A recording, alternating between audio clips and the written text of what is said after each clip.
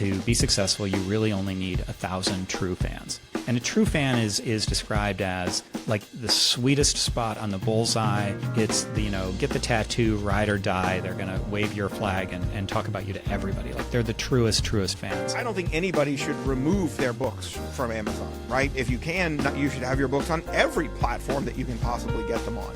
But you should also be selling direct. Your true fans, they will always buy direct from you. They want to support One guy bought one book from me, and then like 4 months later, he came and he bought a friend, and they said, will you meet me somewhere, like a back alley drug deal almost, and they bought 19 books and gave me like $400, and I had to go out to a parking lot to like give them their books. Those people aren't your fans yet, right? They may not have even read that reader magnet that they picked up, but they come in and it's like, oh, well, they were interested in something. The biggest mistake that I see authors doing is they start to build. Hey folks, welcome to the BookFunnel podcast, where indie authors get real-world advice on writing, publishing, and growing a career on their own terms. Whether you're just starting out or you're deep into your author journey, we're here to help you build your readership, boost your book sales, and connect with your audience. Each episode, we aim to bring you insights from authors, experts, and industry insiders who have been there, done that, and then some. My name is Jack. I'm our lead author support specialist here at BookFunnel, and normally your host. However, today, for this episode of the BookFunnel podcast,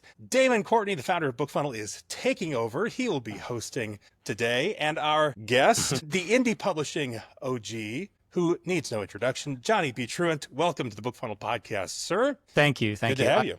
An industry OG. I don't want to take that away One from of the other industry OGs. Yes, Fair yes. enough. He can't quite claim the title of like the pinnacle. Right, but, right. But pretty. Well, he's the one here now at That's this true. moment. So That's true. there we go. You're right. I am the. That's true. Right. Yeah. That's true. The industry OG currently on this podcast. We That's right. couldn't get Exactly. anyone else. He was the only one available. Right. Exactly. I'm just kidding. But, all right, now we've done introductions. I'll go ahead and step aside here. Damon, I'll let you take over. Yeah, so I'm stepping in for hosting duty today, really just because Johnny is a longtime friend of mine, and I like chatting with him, so I thought it'd be fun to have a good chat. Also, Emma and Kelly, who are usually here doing the podcast, they are off at RWA right now. They're actually doing a talk. They might be even on stage as we speak. So that left Jack, and he's also running around doing kid stuff today. So I'm stepping in for hosting duties also because Johnny's a friend. But, for anybody, Jack kind of mentioned anyone who's been in the self-publishing game for a long time, they've probably heard of you, Johnny. But our audience includes a lot of authors that are just kind of coming into all of this. And so for those folks, give us a brief summary of your career arc. So we're gonna talk about the new book that you have and your Kickstarter campaign that's running right now. We'll talk about that quite a bit as we get later on, but I think it's important for the audience to know kind of how you got here. So when did you publish your first book? How many books have you published in the year since? That sort of stuff. Okay. So publishing wise, I published my first book in something like 2012 maybe, but I had written it over the course of several years beforehand. It was your classic first novel that I slaved over for years and years. When I eventually met Sean Platt and then David Wright, who they co-write, then it was, I saw this that was the first spark of like the indie thing. And it doesn't need to be as complicated and as hair pulling as I thought. And there's this entrepreneurial element to it where we can publish ourselves. And that changed the way that I wrote. And then I proceeded to write very quickly after that, not because I needed to, just because that's how I have flow. So my second book was Fat Vampire, which has since been picked up and became a TV show on Hulu and Sci-Fi called Reginald the Vampire. And depending on how you count, 100-ish, 120, 130, something like that books since in a 15-year-ish career, something like that. But in addition to all of the fiction publishing, the aforementioned Sean and Dave, we formed the self-publishing podcast in, I think, 2012. And it was one of the first. Joanna definitely beat us. There were some others, like the science fiction fantasy podcast was before us. Penn. Yeah, she's just too nice to hate, I know, you can't. for her OG-ness above mine. And that was a really popular podcast, I think, just because people said it just felt like we were hanging out and figuring things out along with them. It was like sitting next to somebody at a bar and talking, whereas Joanna's was very polished, and the people who knew, they knew, but we didn't know. We were just like figuring it out. But the show was really popular, and we kind of codified all that knowledge into a book called Write, Publish, Repeat that's kind of become an industry mainstay. And we hosted a conference called the Smarter Artist Summit in Austin for 4 years, which is where I learned about beaver nuggets from a certain bearded BookFunnel creator. And yeah, it's just kind of gone from there. I had a period where I wasn't doing that stuff, and he just recently kind of came back to the education and speaking side of it. So yeah, that's my arc. Yeah. Well, and we met, so I, like probably everybody else back in the day, I listened to every episode of the Self-Publishing Podcast. So that's how I learned all about self-publishing. Something I know Jack did too, because Jack and I actually met way back when, I think 2012, when we were both self-publishing our first novels. We had the same editor. So that was how Jack and I actually got connected and have been friends for a very long time. You and I met in 2015 at the before the Smarter Artist, but really we'll call it Smarter Artist. So, we're going on like 10 years now that we've known each other. I published my first book in 2011, and I really started working on BookFunnel in 2014. So I finished my fantasy trilogy by then. So kind of working on BookFunnel just before I met you. Without getting too deep in the weeds, because I know that we could spend all day talking about this particular topic, but like in the 10 years just that we've known each other, what are the biggest changes that you've seen in self-publishing? Because you've kind of run the gamut. You've done it all. I mean, all the way even up to a TV show, which not a lot of self-published authors could lay claim to. Yeah, it certainly began as this kind of giddy enthusiasm. It was like, it had a gold rush mentality early on, but it also had this unexplored territory, Wild West, but like an exciting Wild West. It was like a discovery. It was like we were all figuring it out together because, Kindle came out in 2008 and it really it took a few years to get enough momentum that people were really doing a lot with it, like more people than just a few. And so right around 2011, 2012, when we started the podcast, that was like the heady early days. And it was just so fun to figure it out. And what I think has happened in the years since is the industry has certainly matured, meaning that we've figured out matured. That would be the positive side of it, where everybody got a little more professional, like the writing got better, the quality standards rose. Everybody started to take independent authors a lot more seriously rather than just like you're just some pulpy trash. But then in the last few years, it feels kind of to me like it's become, in my personal opinion, it's like all the fun went away. I mean, it is fun to write, but the business of it no longer has that. And it feels a lot more, it feels honestly a little cutthroat sometimes. And I know that isn't authors going after each other, but there is this like bottom line mentality, and some of that giddy enthusiasm has been replaced by this relentless forward churn of like the rapid release thing, where it just doesn't feel happy. It doesn't feel healthy in a lot of cases with the burnout. So yeah, it kind of feels that would be the arc from like giddy enthusiasm to it's a lot more like a job and sometimes not a fun job for some people, I think. What do you think hasn't changed? So like, again, in the last 10 years, some things, old or new again, and then some things are just kind of cyclical. Do you feel like there's anything in the last 10 years that really hasn't changed about self-publishing? Yes. And this is a whole topic in itself, so I'm going to like curb myself on it. But I think that's one of the things that I've been embracing more and talking about more recently, is that a lot more has not changed than I think people realize, or that they realize consciously, or it's like that knee-jerk reaction isn't there. We're still people who are creating stuff that should be good and fun to read, and the readers are there to read it, and there should be a fair exchange of value, which just sounds like the biggest cop-out of an answer, but that isn't the way that a lot of people work. A lot of people work as in like, how do I precisely target an algorithm, and how do I set my metadata just so, and how do I do this tactical thing? And then it's real easy to forget, where do I find readers? Where do I find readers? Well, they're everywhere, because people still like to read books, and people still read dead trees, and people still are willing to pay a fair price. It's just that we've gotten this very myopic perception in a lot of the community of this like one pool of readers that is by no means the exhaustive pool of readers. So I like to kind of remind people of that just settle down. It's okay. We are still producing good stuff, and there are still lots of people out there who want to read good stuff. Which dovetails nicely into The Artisan Author, which is the title of your new book, and it's the Kickstarter that just launched a few days ago. I was fortunate enough to receive an early copy, so I read through it, and it's a lot of the stuff that I have been kind of gently preaching, when I'm on stage for a number of years now, because I do think so many things about writing and being an author haven't changed. I think so often we do get a little myopic, and we can kind of lose sight of the forest for the trees. So, now we're talking about the Artisan Author, and that's going to be that's the title of your new book, which I think everybody should go pick up a copy. It's actually a great read. But in reading through that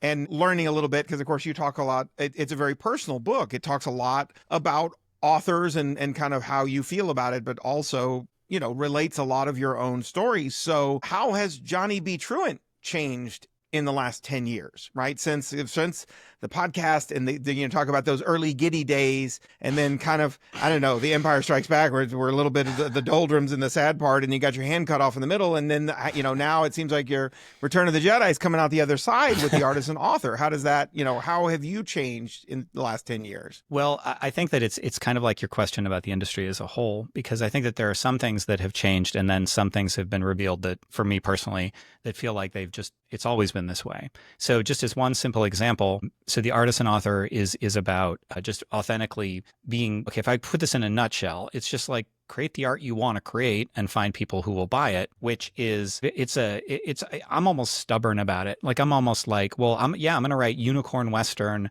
and then I'm going to write The Beam afterward, which is this like intense, hard sci-fi. And then we're going to write Robot Proletariat, which is like, Downton Abbey with robots, and like just all over the place. And Sean always went along for the ride, because Sean is my frequent co-author. I've only written a few books totally without Sean. And he has always been all rah-rah about that. But I think that the entrepreneurial side of both of us, the side of us that wanted to figure out the business, kind of like, we were a little sad about the fact that we could never hit that mainstream because we don't have algorithmically friendly books. And I'm kind of stubborn about it. I'm like, well, I'm going to write what I'm going to write. I'm not going to contort it to somebody else's demands. And it's kind of a take it or leave it.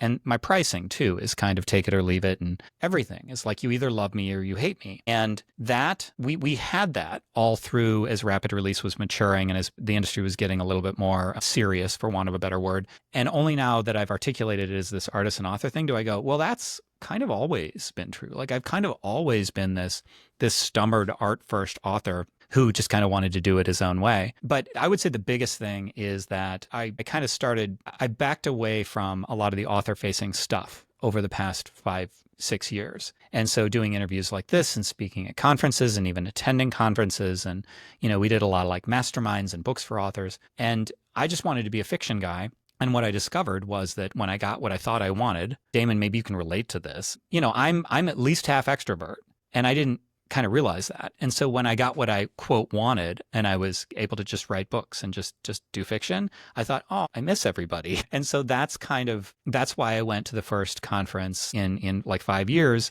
which is what led indirectly to this. And now here I am again writing books for writers. But it's going to be different this time. And I can go into that, but it needs to be a sideline. We weren't really heavy into that business, but now it's like, I know where I am. It's like I saw both sides, and now I've decided where the middle is, the sweet spot, where I'm kind of half extrovert, getting out there, selling books in person, meeting people, speaking to authors, trying to help people, and then going into the cave and writing books. And then for people who don't, so I know you talk about, you mentioned the term rapid release. I know you kind of talk about it in your book, and the Artisan Author is kind of the antithesis of that, right? Yeah. But for people listening, we're not necessarily talking about the speed at which you write necessarily, because you're still a pretty prolific, fast drafter, right? So it's more, we're talking about the philosophy of the rapid release, which is what, for people who aren't familiar? Well, so it is called rapid release. And as one of the authors of Write, Publish, Repeat, watching that kind of, people started to conflate them. And I'm kind of like, wait a minute, I don't think that's what we meant when we said Write, Publish, Repeat. But that philosophy, you hear rapid in the name, but that's not really the key thing. The key thing is that I've been thinking a lot about this, and it feels like the biggest key thing is that you're writing primarily to suit the system itself. You're writing for what the algorithms want. And then, yes, there are readers on the other side of that. But the typical rapid release author is, and I take kind of like an extreme version of rapid release, because there's like anything, it's a continuum. And so this is like on the far end, it's just Kindle Unlimited, ebooks, America-centric, and not a lot else. So you're in Amazon, you're exclusive to Amazon, you're just doing ebooks. And the way that you're juicing that, the way that you're trying to do that is you need to keep pushing books every 3 to 4 weeks, because that's what the algorithm wants. And your books need to be very similar to one another. If you just released a military sci-fi with a grizzled captain, your next book had better be a military sci-fi with a grizzled captain if you want Amazon to promote it. Ideally in a series, because that's what the algorithms reward, is that recency and that rapidity. And the Artisan Author approach is I ignore algorithms largely. And there's a lot of other aspects to it, but it's that obligatory speed. So yes, you can go fast or you can go slow as an Artisan Author. but it's not required of you. It's not like, because a rapid release author, you release every 3 to 4 weeks and then you take 2-3 months off. Well, good luck. Now you get to start over. Or if you're a brand new person and you have one book and you can't write fast enough, you publish that into Kindle Unlimited because that's the advice you find on Reddit or something. And your book just disappears or maybe you're lucky and you get 99 cents for it every so often. And that just doesn't feel like a sustainable model to me for a lot of people. Some people can work it and it's perfect for them, but I think it's a much, much, much smaller percentage of people that it's right for and that it works for than it's advised to. Yeah, it doesn't seem, I mean, it doesn't feel like a long-term career. I do know some people who rapid release and have done it for years and they just keep doing it, right? And that's their shtick. I know way more people who've done rapid release and burned out on it because they just could not keep up that pace. Or, it's like anything. It feels like you're spinning plates and eventually, I don't know, something happens in your life and the plates start to drop. And then, like you say, they don't, if your only proposition is my books are coming out really fast and then you stop, people forget you. I see this all the time. My kids read books in Kindle Unlimited. We got a KU account so that they had agency. They could go through and find books that they wanted to read. This is a regular conversation with my son. Hey, what are you reading? He's like, oh, it's this really cool book and blah, blah, blah, spaceships and blah, blah, blah. It sounds really good. Who's the author? I don't know. He has no idea. Has no idea what the author's name is. It had a spaceship. It looked cool. He started reading it. He's like 8 books into the series. What's the author's name?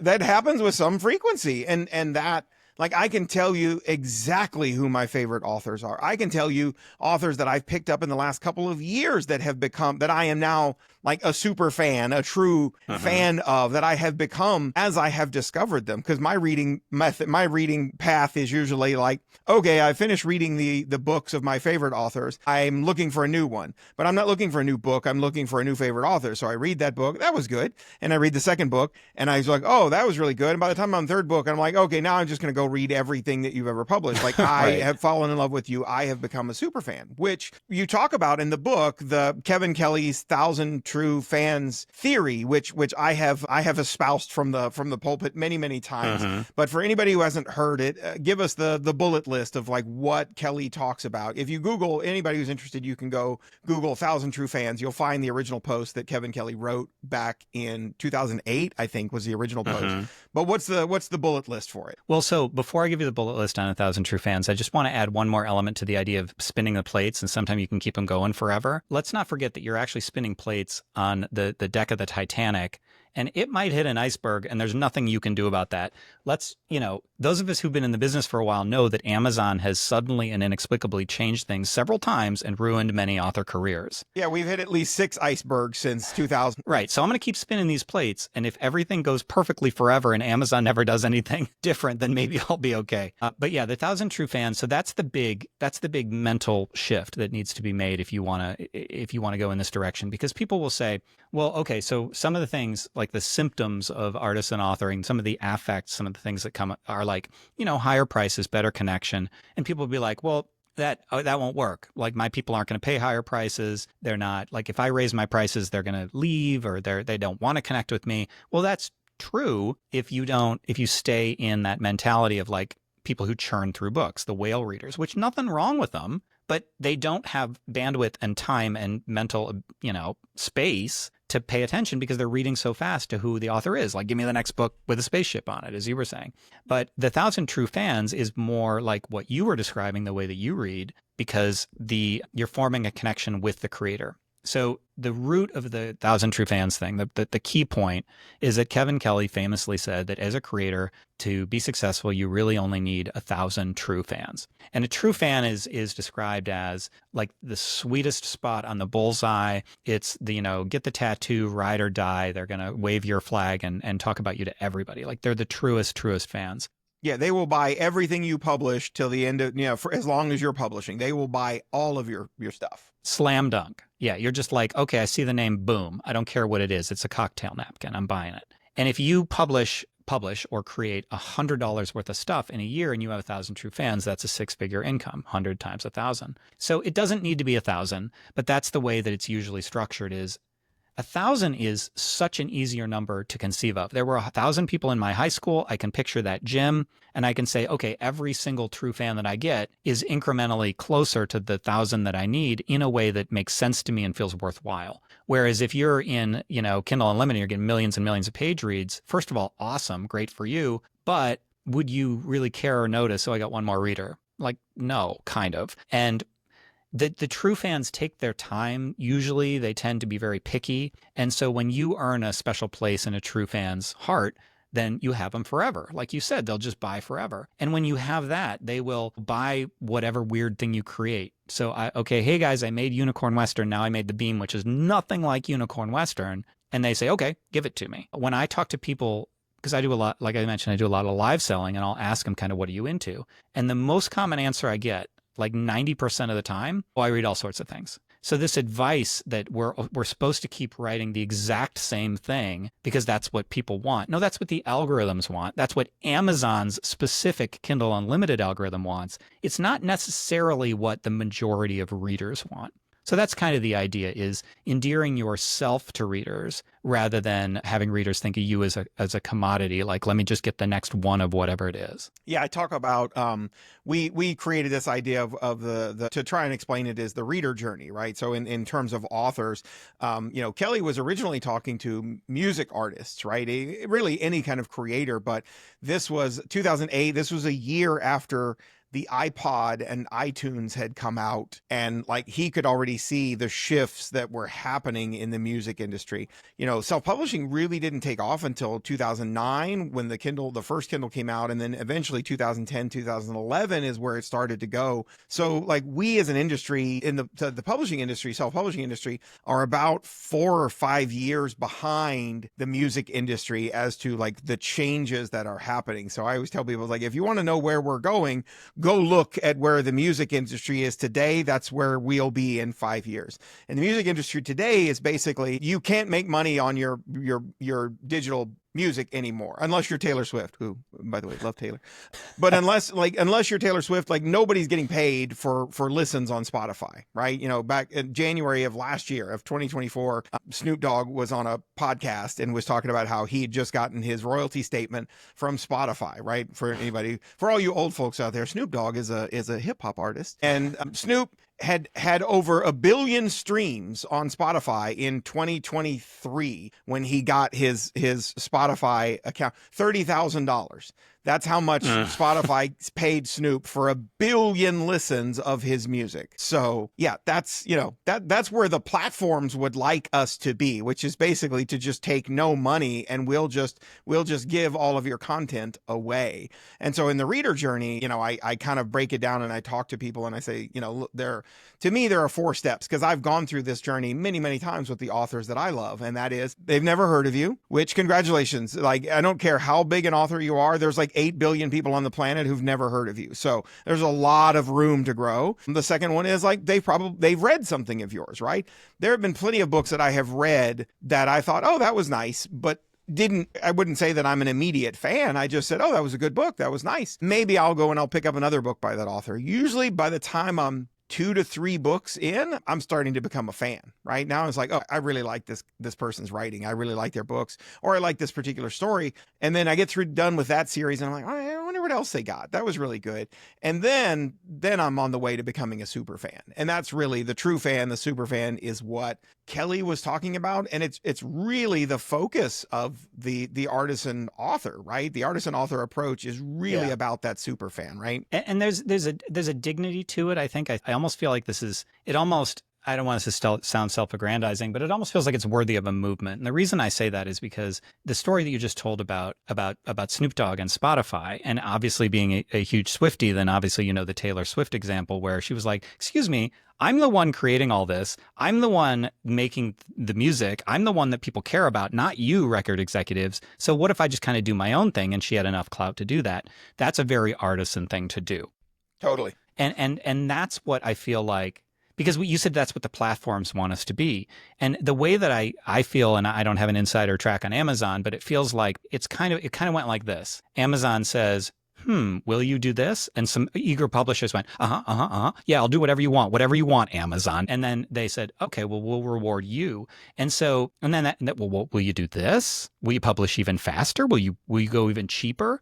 Because it's beneficial to Amazon to be able to say, we have all of this stuff and you can get as much as you want and it's not going to cost you much. And then we don't have to pay these people nearly as much percentage-wise as we otherwise would. That's really, really great for Amazon. And as long as people are willing to do it, as long as they're willing to play the game, it's not going to get better. I mean, anybody who thinks, like we talked about the spinning plates, here's another thing that could happen. Okay, so right now, 3 to 4 weeks for rapid release. Well, why can't it be 2? Why can't it be 1? People are publishing a whole bunch of books with AI.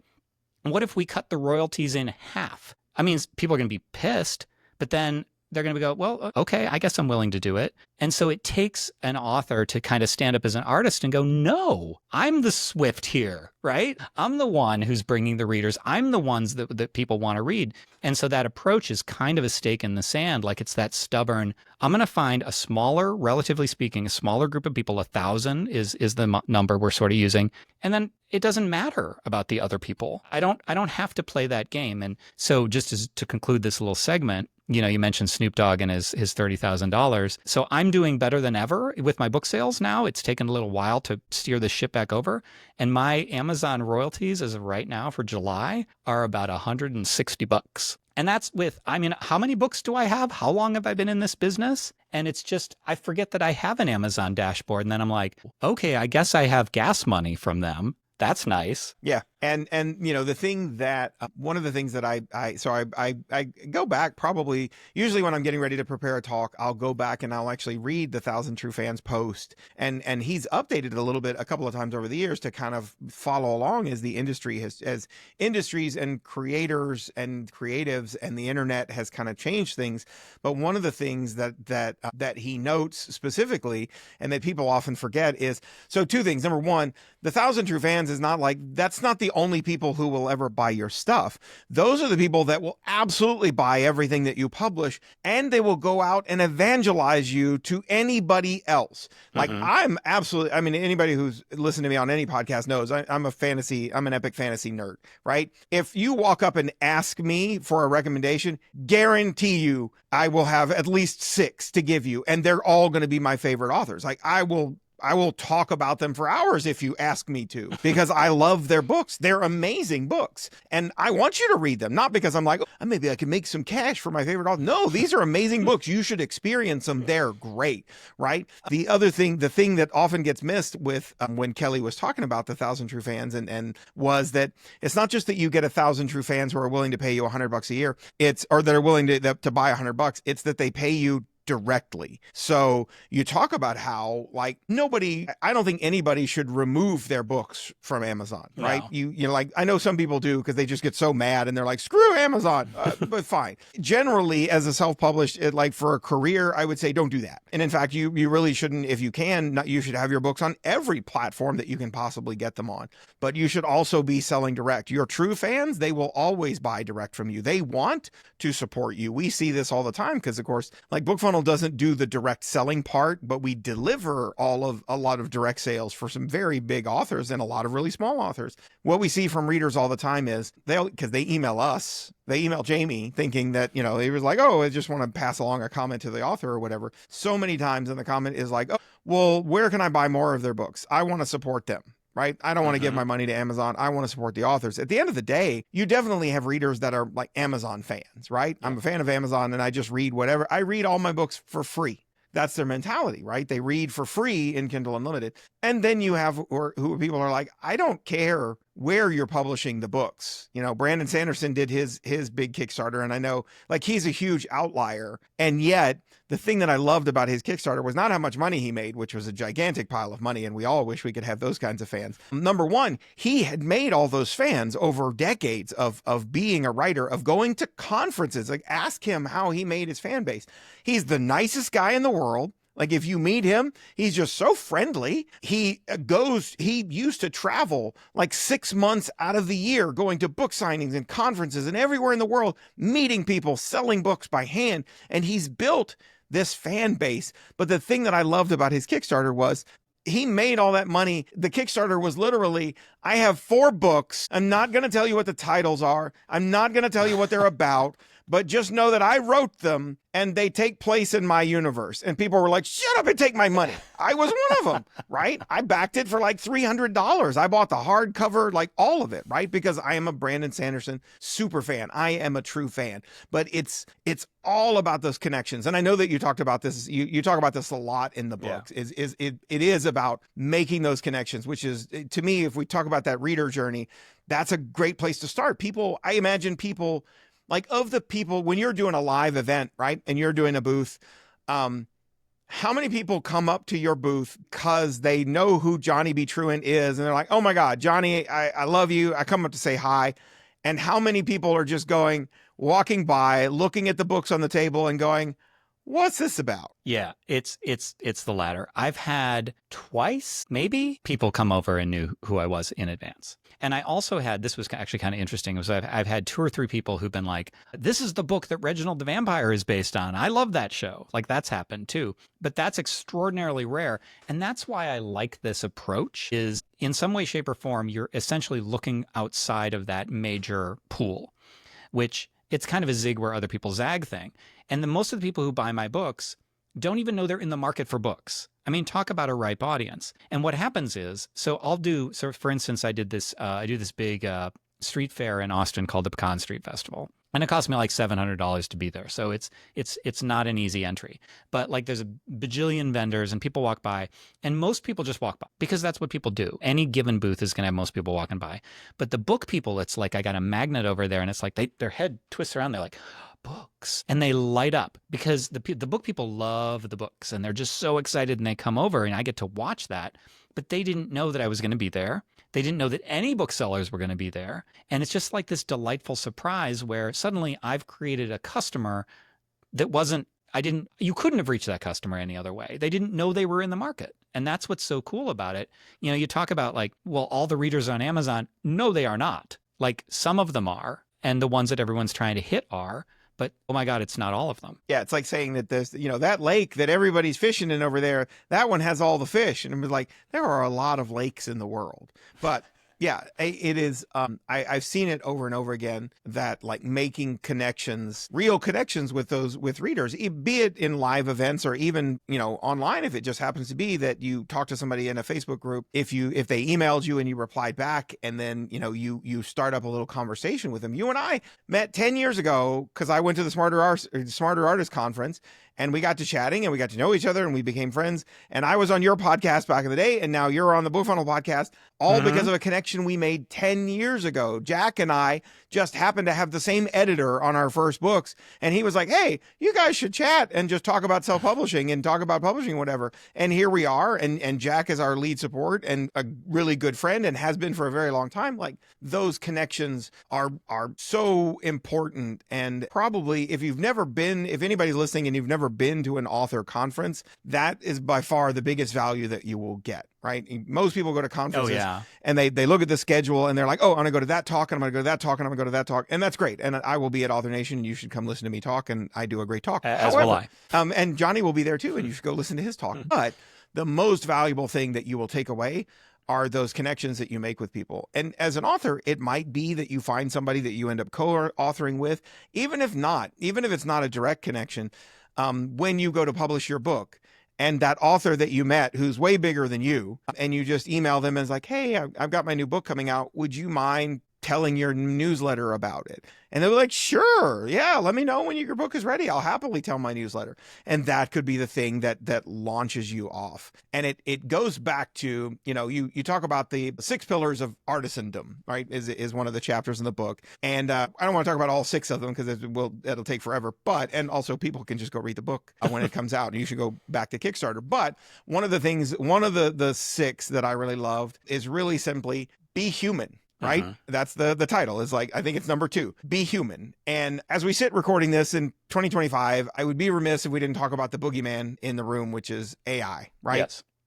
And I'm not trying to be dismissive when I say boogeyman, but the truth is, like, reading the book, and you talk about, you mentioned AI several times through the book. And for the artisan author, it seems to me like the advice that you're giving in the book really is the same advice you would have given if you had written the book 3 years ago before AI became the boogeyman in our industry. Like the things that I was reading, the tips, and not just the tips, but just like the philosophy that you're describing in the artisan author. I mean, we were publishing over 1 million books a year 3 years ago before ChatGPT and all the rest of the models came out, right? So like that stuff is still true. It hasn't really changed. It just might accelerate in some ways, or things might be on an accelerated track because of the proliferation of AI. But you talk about being human in the book, and that seems even more true today, but it was just as true years ago. Yeah. So what's fun about that is that I was preparing when you were done speaking. I was going to mention something, and then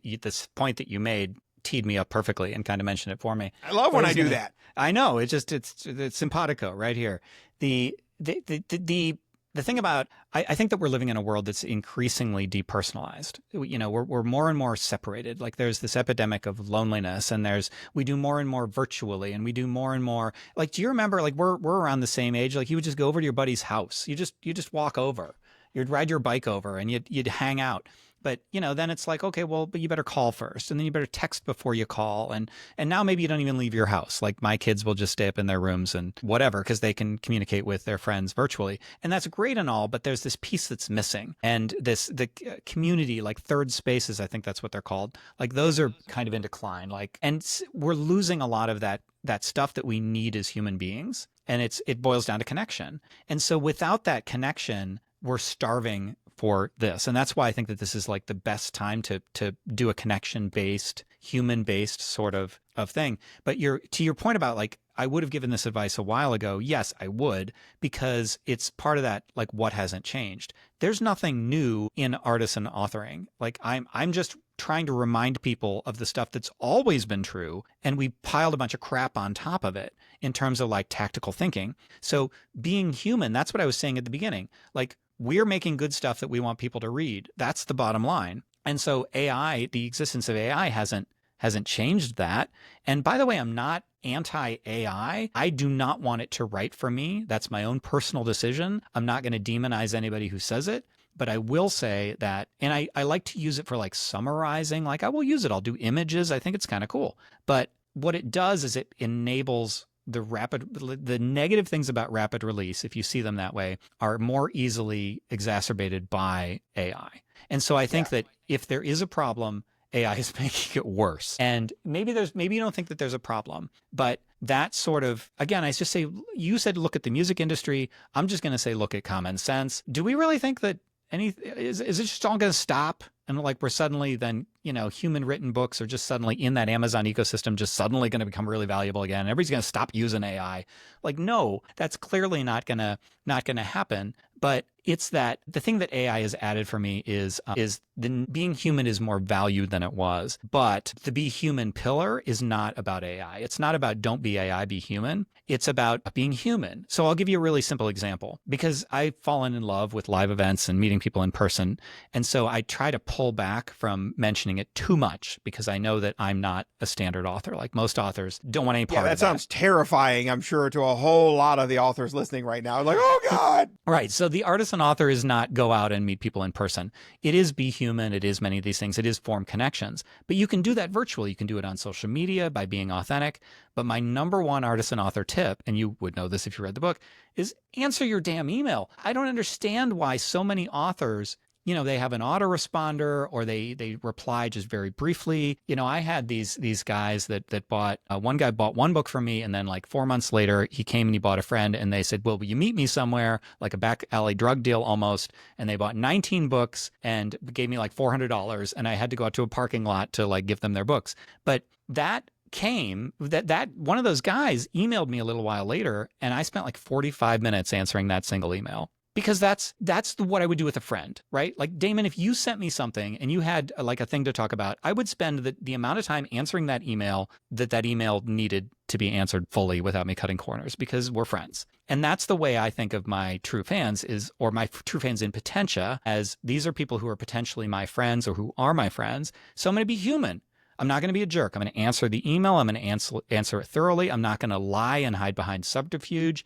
I'm not going to act like a big shot. Like, oh, excuse me, I'm over here wheeling and dealing and I'm going to go drive my Mercedes later. Like, just be who you are is really what that is. Because even if people don't recognize it consciously, they recognize it subconsciously and they appreciate it and they open up and they're like, I want to do business with this person I like rather than this person over here who I don't know. Well, and it's the true fans really is almost, it doesn't have to be making one fan at a time, but if it is, that's okay. Because like those fans, when you make them, they are the ones who are going to, they're going to back your Kickstarters. They're not just going to be like, oh, he's got a new book out for $4.99, new ebook for $4.99. The other, Kelly went back and wrote a follow-up blog post years later after like talking with and receiving a bunch of feedback from artists in the music industry. And one of the things he sort of went back and revised his theory was that you have to find true fans who will buy higher priced items. There is no way that you're going to make a long-term full, a fully employed writing career selling ebooks at $3.99 or $4.99 a piece. You're eventually going to need to get to the point where people are willing to buy some cool bespoke edition of hardcover that you're launching on Kickstarter. Those are the people, but that's where your true fans really come in. They will back those Kickstarters. Every author that I'm a true fan, a super fan of, absolutely I back their Kickstarters. I'll even tell you, Michael J. Sullivan, who if you read fantasy, you should absolutely read Sullivan. Michael. Yeah. When I used to back, when I was a fan, right? I was a fan of his books and he would launch a Kickstarter. I would back at the $10 level, which got me the ebook, right? And he'd send out the ebook like 4 months before it got published on Amazon and everywhere else. So I'm like, sweet. Oh, I definitely want to read it 4 months early. I would back that $10 level. Never backed the higher print, custom, like leather bound edition, none of that stuff. Because I don't read it, honestly, right? I really only read ebooks. I'm not an audiobook listener. I'm not a paperback reader. I read ebooks in the BookFunnel app.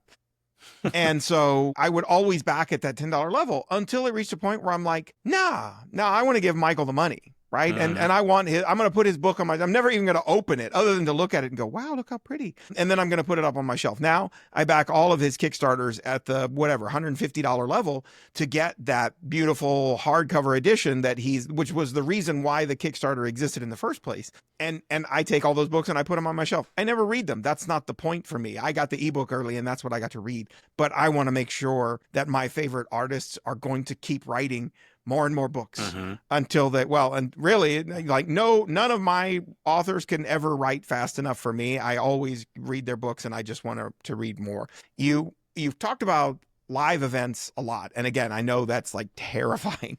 I'm sure that's terrifying for a lot of authors to think about. You did talk about when you talk about live events in the book, you mentioned, people come up and you sell, you take books, you take paperbacks. One thing that did bother me though was that you said that like if people like me come up and I see your books and they look great, even if you tell me about a book and I'm excited about it, I promise you I'm not going to buy the paperbacks because I don't read them. Right. I will buy the super special editions for my favorite authors now to put up on my shelf, but I would not be one of those. And then you said, well, if they, people come up and they read ebooks and they read audiobooks and they tell you that, and you're like, oh, well, you can find my books on Audible and you can find them on Amazon. You need to get you some BookFunnel print codes because that's how you sell ebooks and audiobooks in person. And we have so many authors when we were at the rave event, the reader event for Author Nation last year, like everywhere we went, they'd have little cards, little postcards, little bookmarks or whatever, and you turn them over and they're all BookFunnel print codes because you can sell them an ebook or an audiobook right there. Because the problem is, of course, that you're like, oh yeah, I'll check it out on Audible later. My ADHD self is definitely not going to remember that I met you and that I'm going to check that out on Audible later. And so like, if you have the opportunity, you like the authors that would meet and they're like, oh, I only listen to audiobooks. Great. I got you can buy the whole audiobook set right now for, $50, and you just take this card and you can go add them to your BookFunnel app. Yeah, it's I feel I need to respond to that since I'm on the BookFunnel podcast. It's it's a triage situation. I actually did know that those print codes existed, but I could turn my camera and show you how many books I have. I'm just I quail at the idea of like, oh my God, I would have to print so many print codes. I would have to. That's true. You have a lot of books. Right. So I'm like, I want the Beam season 5, and I haven't gotten to, well, I have all of these and I have all of these. You're absolutely right. But I need like, do you have a batch processing app? Like just give me a sheet of labels and somebody to come over and cut them out for me or something like that. So what I would do though is like just a few months ago, we actually launched just like an addition to the print codes feature, which is multi-book print codes. So what some authors do now is when it comes to the ebooks and the audiobooks, they don't sell individuals. You can buy the entire Fat Vampire audiobook set from me here at the booth, and they get one code and it adds all the books to their library in one go. So then you don't have to carry like you said, the Beam season 5, and it's like every episode has its own. No, don't do that. Just sell them the Beam, the whole series as one thing. What I have found when I have talked to authors and when I've seen readers at reader events, the kinds of readers that show up at reader events are the kinds who just buy the whole set. If you convince them that this series is something that they're going to like, that some people will like, oh, well, I guess let me get book 1 and see if it's good. I saw people at the rave event that were just like a stack of books taller than their head, like wheeling walking around out. Luggage. Yeah, exactly. Luggage. Yeah. And so like, if you were going to do that, it'd be like, oh, well, you can buy the ebooks here. You can actually buy the whole series in one go. So yes, honestly, if if you have that many books, I could probably help you with some batch processing stuff. But yeah, everybody has the same problem of bandwidth. How much time do I have? How much time do I have to dedicate to this thing? And do I really have enough time to do that thing? Even though it's like, well, that sounds really cool, and I definitely am going to get to that next week. And then like 8 months later, I still haven't done it. Yeah, that is a thing, because I realize that it's probably a very small percentage of people who I end up recapturing the moment they leave the booth. So I am aware of this issue. I like the idea of doing it as a batch. Because, so for instance, Fat Vampire is 6 books. They go for, on my site, say 5 average per book.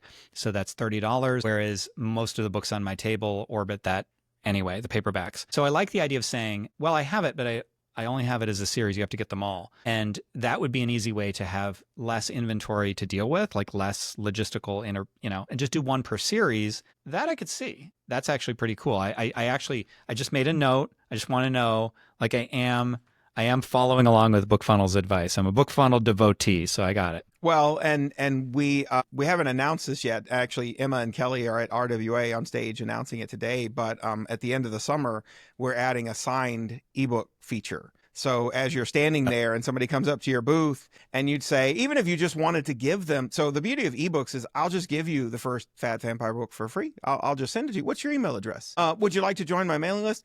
Let me sign it for you. And you take out your iPad and your pen and you select Fat Vampire and you punch in their email address and you take your pen and you do a little sign, and BookFunnel will automatically insert that signed tip sheet into the book, into the ebook when they download it. So whether they read it in our app or even if they take an EPUB and send it to their Kindle, when they open their copy of the book, it will have that little personal signed image just from you every time they read their ebook. Just added that to my Post-it. There you go. That's pretty cool. You got more stuff very, to very do. cool. Very, very cool.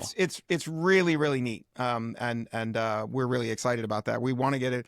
I think it's going to launch in August. We're going to do a webinar on it because we want to show it off to authors before everybody goes to Vegas in November, because there's a big reader event there. If you don't know, Author Nation closes up on Thursday, and then on Friday is the reader event, which I think they're now calling Reader Nation. But either way, we want to get that feature. We know the feature will be out there, but we also want to do a webinar and kind of show off what it can do so that people can take that with them and do the sign thing. Because like every reader wants the signed thing, right? And even I will, if I find a favorite author of mine, I will go and buy a set of paperbacks or something like that so that I can get a signed thing, but I'm not going to read them, right? I really am. I'm going to go and buy the ebook and read that. And so even cooler is like, oh, well, I'll just sign the ebook for you. And then every time I go to open my ebook, I get my cool little signature right there. And that's also a cool, like, aside from the fact that it is signed, the idea of a signed ebook is in itself cool. And I could see people going like I'm already picturing it. Wait, what? It'll be signed on my Kindle or whatever reader I use? That's really cool. Yeah.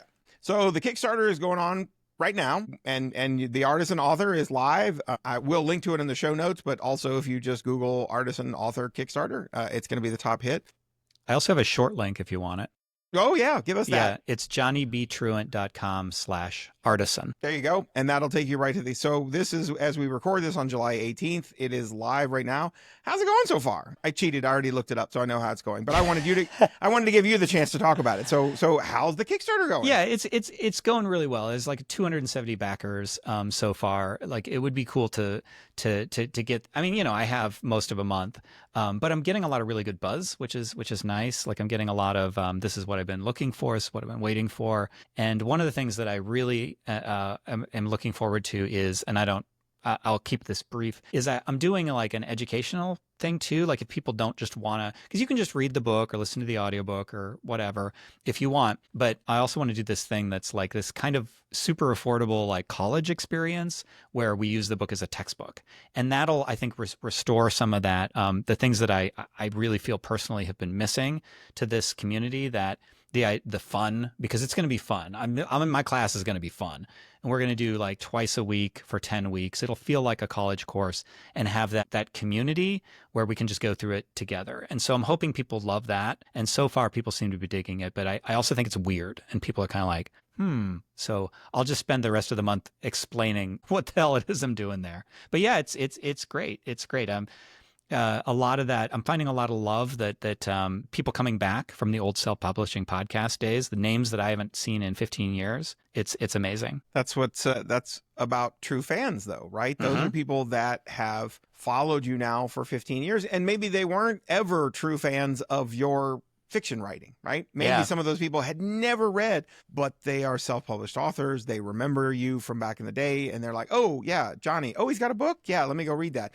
Yeah. Also, just, a lot of times people just back Kickstarters because it's like, well, that sounds cool. I know I'm on Facebook, and so I've seen author friends of mine posting your Kickstarter. And so I'm like, oh, good. Johnny's nice. getting some love, which is great. So whether somebody's trying to be whether you pick up the book and you ascribe to the lifestyle, whether somebody's trying to be the artisan author or they're just plugging along trying to be whatever kind of author that they want to be, what's your best tip for an author that's trying to make true fans? Because I really believe that no matter what kind of author you are trying to be, however it is, whether you're doing rapid release, whether you want to do artisan, whether you're doing like one book every 3 years, right? Whatever kind of author that you want to be, I think the true fans is the, like Kelly talked about for music artists, that is the future of a sustainable long-term career, right? Brandon Sanderson, of course, his gigantic Kickstarter where he did 4 books, but his most recent one, which he did on BackerKit, was for the leather-bound edition of the second book in his big fantasy series, right? So, but he threw in another secret project ebook that went with it. So he can't give you the ebook of the series because that's owned by his publisher, his traditional publisher, but he has the special edition rights to do that. And that Kickstarter on that campaign on BackerKit did $23 million. So like, it was amazing that he did like $42 million on his first one. That was 4 novels, right? This one's one book that's already been that was published like 10 years ago, and it's a special edition. And then also a secret ebook that he threw in as like a bonus, right? But again, the reason he can pull that off is because he has spent a decade and more making personal connections and building those true fans. So I want to hear your tip, but I'll give one of mine first, which is probably that I talk about this all the time. The biggest mistake that I see authors on BookFunnel making, and that is that they get BookFunnel, whatever features you're going to use it for, but they have a list, they either have a newsletter or they start building a newsletter. They're starting to get some people on there. And again, they're not some of them will be your fans. Some people joined your list because they read your books and they loved you and they're already a fan. Other people are joining your list because they're like, well, I picked up their reader magnet. It looks good. I like to read. It's got a dragon on the cover, which is how you're going to nail me. It's got a dragon on the cover, so I picked it up and I'm going to check it out. Those people aren't your fans yet, right? They may not have even read that reader magnet that they picked up, but they come in and it's like, oh, well, they were interested in something. The biggest mistake that I see authors doing is they start to build a newsletter, they start to get people, and then they never email them. They get the welcome email that's automated, right? So you get the automation sequence, and then they never hear from you again until like 9 months later when they have a new book out and they're like, hey, I got a new book out. Everybody should buy it. Don't do that. Like, please send them something. send them anything, at least once a month. You really don't have to, it doesn't have to be like a weekly thing, but at least once a month. If you have people on your list, even if it's like 2 people and your mom, like send them something, because that is how you're not going to be able to make those connections unless you reach out and try to make those connections. So that's my tip. What's yours? Well, I mean, I do a whole true fan section with a billion things in the book, and including like getting, the mass action and then sifting them out.